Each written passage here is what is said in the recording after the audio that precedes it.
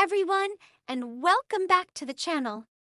Let's dive into some rugby controversy that's been lighting up the internet this week. The Quilter Nations Series has been packed with action, and week 2 gave us a couple of moments that have really got people talking, especially Cam Roigard's try for the All Blacks against Scotland. Now, the try itself was brilliant, but it's the build-up that's causing all the fuss. It all started with All Blacks second row Josh Lord making a break. He burst through the Scottish defence right from the base of what looked like a ruck on the halfway line. He was completely untouched and set up Roigard for the score in the opening minutes. Immediately, social media exploded. Fans, pundits, everyone was questioning the legality of Lord's move. The big question was, wasn't he part of the ruck? And if he was, how could he just pick up the ball and run? To make things even more confusing, a very similar-looking incident happened shortly before in the Japan match. Their tight head prop, Shui Takeuchi, tried almost the exact same thing. He looked to pick and go from the base, but the referee, Gianluca Necchi, immediately blew the whistle and penalized him. So you have two situations that look identical to the naked eye, but with completely different outcomes. One leads to a try for a top-tier nation, and the other results in a penalty against a so-called Tier 2 team. Naturally, this sent the conspiracy theorists into overdrive with claims of biased refereeing and unfair treatment of different teams. But, as is often the case in rugby's complex law book, the explanation is much simpler than any conspiracy.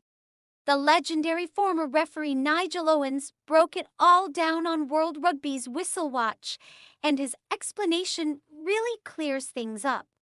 It all comes down to one crucial tiny detail, the definition of a ruck. Let's look at the Japan incident first. Owens explained that in Takeuchi's case, a ruck had clearly been formed. You had players from both Japan and their opponents bound together over the ball, on their feet. When Takeuchi, who was part of this structure, put his hands down to play the ball, he was breaking the law. As Owens put it, you can't play the ball with your hands in the ruck.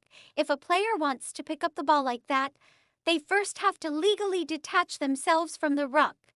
Once they detach, and if no one else is bound, the ruck is over, and then they can play the ball.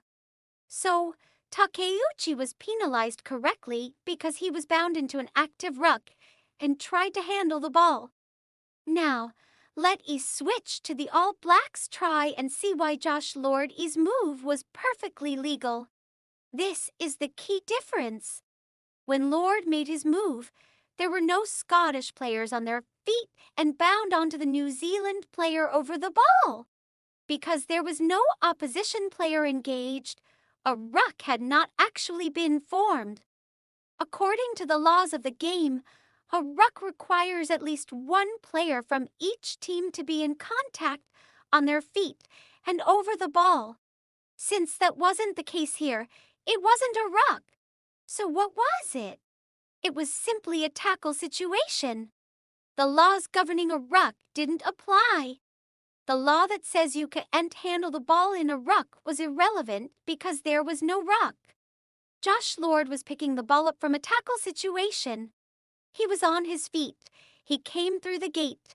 And since the ball was available and no ruck had formed, he was completely entitled to pick it up and run. Owens pointed out that because Lord had one leg back and the ball was in front of that leg, he was in a legal position to play it. It's a subtle distinction, but it's a critical one in the laws of rugby. So, it wasn't about bias or special treatment. It was about the specific technical conditions on the field at that exact moment. In one instance, a ruck existed, making the pickup illegal. In the other, no ruck had formed, making the exact same action perfectly legal. It really highlights just how complex and detailed the referee's job is. They have to make these split-second decisions based on a deep understanding of the rulebook. It also shows us fans how a tiny detail can be the difference between a penalty and a try. It's a fantastic learning moment for all of us who love the game. It's not always as simple as it looks from the stands or on TV. The difference between legal and illegal can be as small as whether one opposition player is bound over the ball or not. What might look like an inconsistency is actually a perfect application of the game's intricate laws. It's what makes rugby both frustrating and fascinating at the same time. So there you have it. The mystery is solved.